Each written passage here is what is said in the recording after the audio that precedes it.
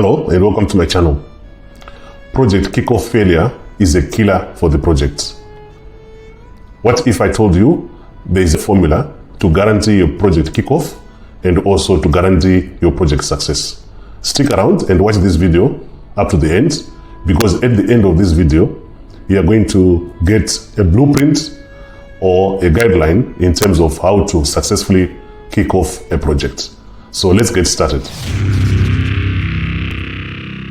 Hello and welcome to my channel. My name is Oscar Mbira. I'm a certified program and project manager.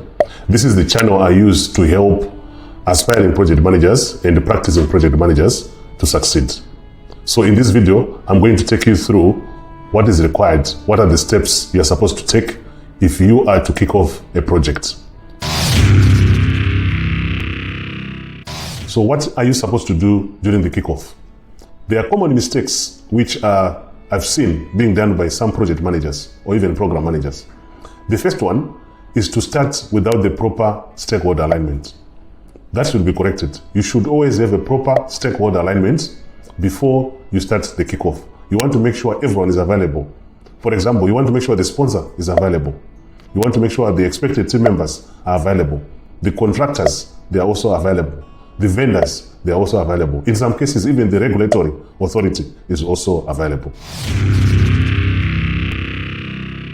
The second common mistake always done by project manager, which I've seen and I've always avoided, is to have the kickoff, to have so much details, especially the technical details, in such a way that after the kickoff meeting, not so many people will appreciate what exactly is this project all about, what are the objectives, what is the scope of this project, how long is it going to run, what are the milestones. So always make sure that you don't put too much technical details in the kickoff. I've seen so many managers doing that. I've seen so many project managers putting too much technical information in terms of their presentation. That is going to affect the understanding of the project.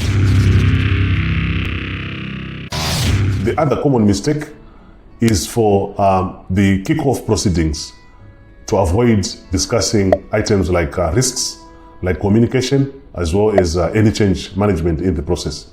Don't make that mistake.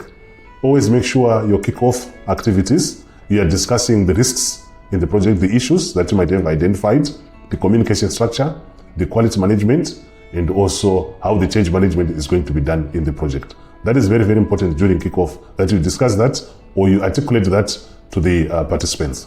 I hope you have enjoyed the video so far.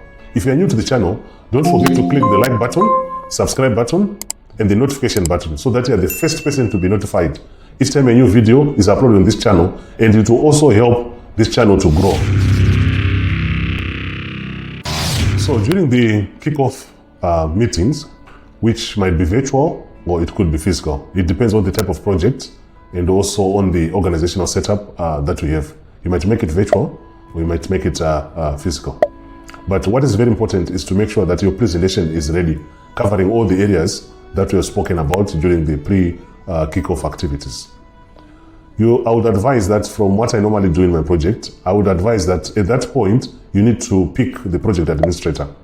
During the kickoff, any important points, any suggestions from the participants, it should be noted down, because that is also another goldmine for you either to pick some lessons, for you to either get some additional information about the project, for you also to be able to identify the stakeholders, because from the contribution of the participants, you are able to pick those who are influencers, either for the organization or for the project, and also those who have got interest in the project. For example, most people, they show interest in the audit part of the project, the quality assurance of the project. So all these feedbacks you'll be getting from the participants, they have to be formally noted down so that after the meeting, you're able to follow up. Maybe there was a question you were not able to answer. You need to follow up, get an answer, provide it back to the participants. Or maybe there's a follow-up action that you also needed to do after the meeting. Just make sure that is also recorded. I've also created a free project kickoff checklist, which you can download from the link in the description below. There is no definitive time to say your kickoff should take 1 hour, 2 hours, or 3 hours. It all depends on the type of project. It also all depends on the organizational culture. It also all depends on the needs of the objectives as well as the scope of the project. So some projects, kickoff meetings might take less than an hour, some of them an hour, some even 2 hours, some even the whole day. So it all depends on the type of project that you're running. So don't be pressurizing yourself to say, I need to do the kickoff in an hour or 2 hours. It depends on the objectives. Remember, you've already planned your kickoff agenda. So it depends on the agenda of your kickoff. If it's going to take long for the benefit of the project, then just do it. If it's going to take less for the benefit of the project, then go for it. So there's no like a standard timeline that you should use in your project kickoff. For me, normally my project kickoffs, they take a half day to a full day, because I want to make sure that all the stakeholders, they are very clear on what needs to be done on the project. Especially when I'm discussing the roles and responsibility. That normally takes time, because I need to clarify to each and every participant how they are going to bring value into the project, how they are going to contribute to the project to achieve its objectives, as well as the scope that has been defined earlier. So you don't need to have specific timelines. You just have to make a personal judgment in terms of the project needs, in terms of the type of the project, in terms of the organization, and so on and so forth. That is very, very important. I hope you have enjoyed the video so far. If you are new to the channel, don't forget to click the like button, subscribe button, and the notification button, so that you are the first person to be notified each time a new video is uploaded on this channel, and it will also help this channel to grow. Now, after the kickoff is done, obviously there are going to be some follow-up actions. You need to make sure you follow up anything that came out of the kickoff meeting, either as a failure to explain them, a failure to answer a specific question, a failure for a request to research more, and so on and so forth. You need to have a post-kickoff follow-up activity list that you are going to use before you embark on the next stage, which is the initiation. If you want me to create more videos based on the ideas, the concepts, or any of the points that we have discussed earlier, or you want me to clarify, you need any clarifications, let me know in the comment section below.